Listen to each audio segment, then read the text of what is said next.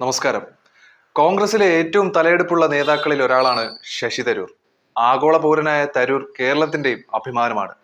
രാഷ്ട്രീയ വിഷയങ്ങളിൽ കൃത്യമായ നിലപാട് സ്വീകരിക്കാറുള്ള തരൂർ ഇന്ത്യയിലെ ഏറ്റവും മികച്ച രാഷ്ട്രീയ നേതാക്കളിൽ ഒരാളും പ്രഗത്ഭനായ പാർലമെന്റേറിയനുമാണ്.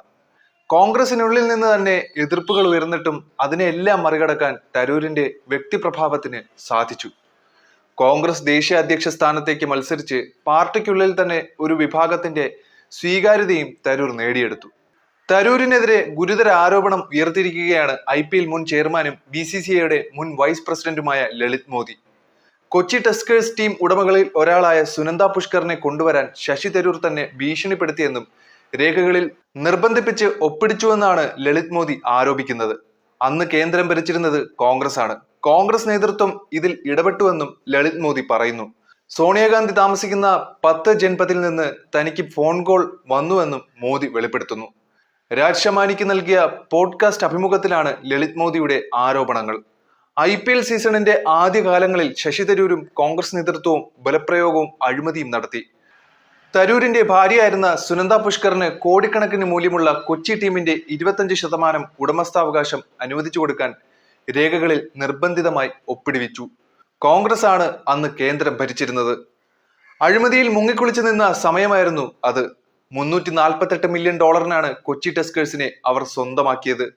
അന്ന് 12 ഓഹരി ഉടമകളാണ് ഉണ്ടായിരുന്നതും. അത് JP ഗ്രൂപ്പ് ആയിരിക്കുമെന്ന് ഞാൻ കരുതിയത്. അപ്പോഴാണ് സുനന്ദ പുഷ്കർ എന്ന പേര് ഞാൻ ശ്രദ്ധിച്ചത്. മാർക്കറ്റിംഗ് ജീനിയസ് എന്നാണ് അവരെ പരാമർശിച്ചിരുന്നതും. $50 മില്യൺ വരുന്ന കൺസോഷ്യത്തിൽ 25% ഓഹരികളും അവർക്ക് സൗജന്യമായി ലഭിച്ചു.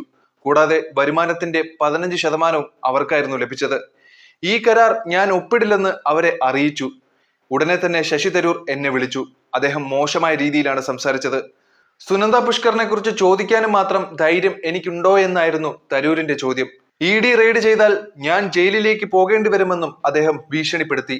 പിന്നീട് അന്നത്തെ BCCI പ്രസിഡന്റായിരുന്ന ശശാങ്ക് മനോഹർ ഇതിൽ ഇടപെട്ടു. കരാറിൽ ഒപ്പിടാൻ അദ്ദേഹം സമ്മർദ്ദത്തിലാക്കി. എന്റെ എതിർപ്പുകൾ വകവയ്ക്കാതെയായിരുന്നു ഈ നീക്കം. യോഗത്തിന്റെ മിനിറ്റ്സിൽ ഇത് രേഖപ്പെടുത്തിയിട്ടുണ്ട്. ലളിത് മോദി പറയുന്നു. 2010 BCCIയിൽ നിന്ന് ലളിത് മോദിയെ സസ്പെൻഡ് ചെയ്തിരുന്നു. IPLന് പിന്നാലെ സാമ്പത്തിക ക്രമക്കേടുകളും അച്ചടക്ക ലംഘനവും ഉൾപ്പെടെയുള്ള കുറ്റങ്ങൾ ചുമത്തിയായിരുന്നു നടപടി. പിന്നീട് കുറ്റക്കാരനാണെന്ന് തെളിഞ്ഞതോടെ 2013 മുതൽ ആജീവനാന്ത വിലക്കും ഏർപ്പെടുത്തി. ലളിത് മോദിയുടെ വെളിപ്പെടുത്തൽ രാഷ്ട്രീയ കൊടുങ്കാറ്റ് ഉയർത്തിയിരിക്കുകയാണ്.